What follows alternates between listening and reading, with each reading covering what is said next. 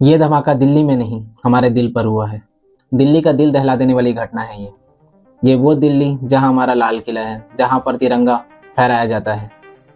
वो दिल्ली के लाल किला एक सेकंड के लिए कांप उठता है एक ब्लास्ट के कारण। रात के करीब 7 बजे के आसपास मेट्रो स्टेशन 1 नंबर के पास में एक कार धीमी गति से आकर के रुकती है और कुछ ही सेकंड में एक जोरदार ब्लास्ट होता है। लोगों में अफरा तफरी मच गई। लोगों को कुछ समझ ही नहीं आ रहा था कि आखिर हुआ क्या है। लोग चीखने चिल्लाने लगे। लोग जब तक सोच पाते कि क्या हुआ है, लोगों के चीखने चिल्लाने की बहुत आवाज़ आने लगी।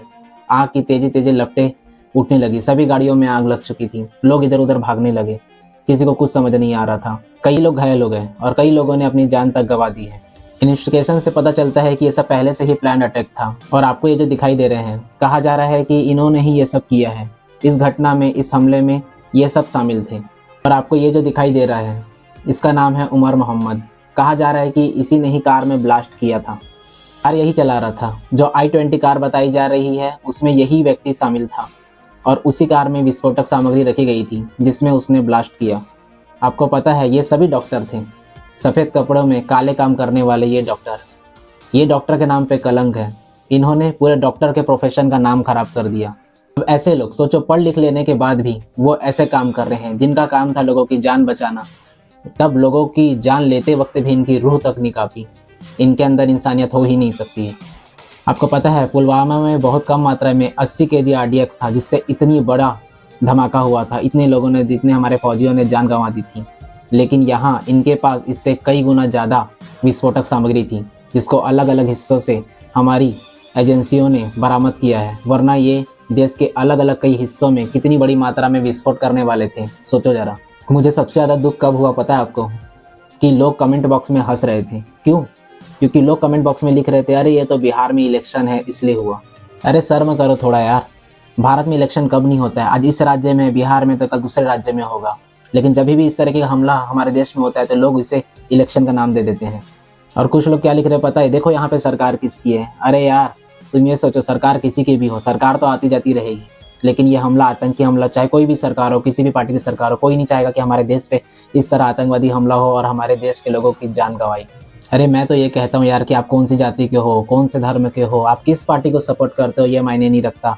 जब ऐसी स्थिति हमारे भारत देश में आती है ना, हम सबको साथ में खड़े होकर के हमें हमारी भारत की एकता दिखानी चाहिए ऐसे लोगों को। और ऐसे लोग जो इंसानियत के दुश्मन हैं, उन्हें हमारी एकता से मुंह तोड़ जवाब देना चाहिए। कुछ लोग हमारी एजेंसियों पर सवाल उठा रहे हैं।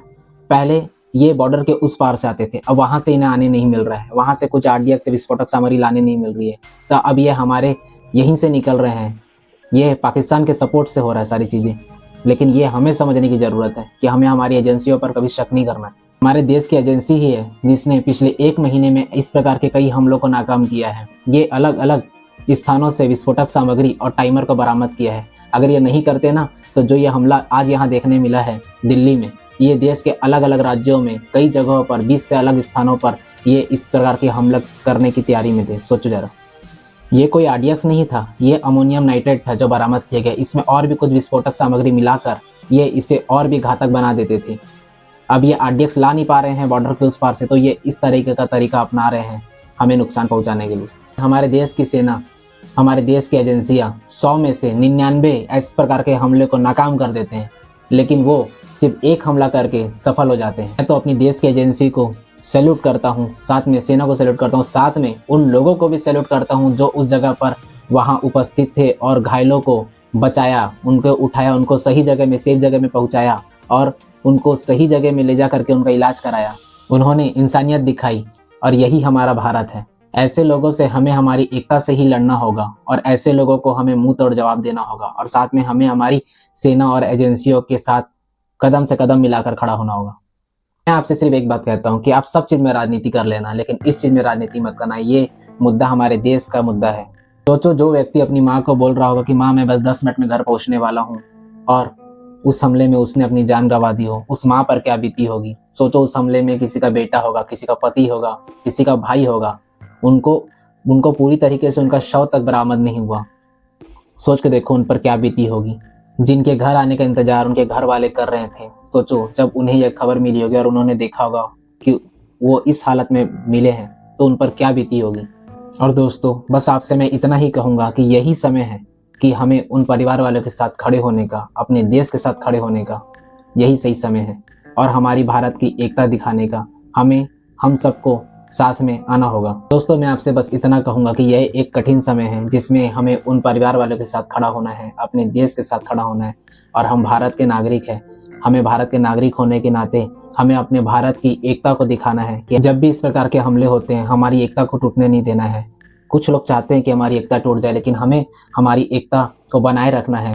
ऐसे लोगों से हम हमारी एकता और हम सब साथ मिलकर, साथ आकर ही लड़ सकते हैं। बस मैं आपसे इतना कहना चाहूँगा। जय हिंद, जय भारत।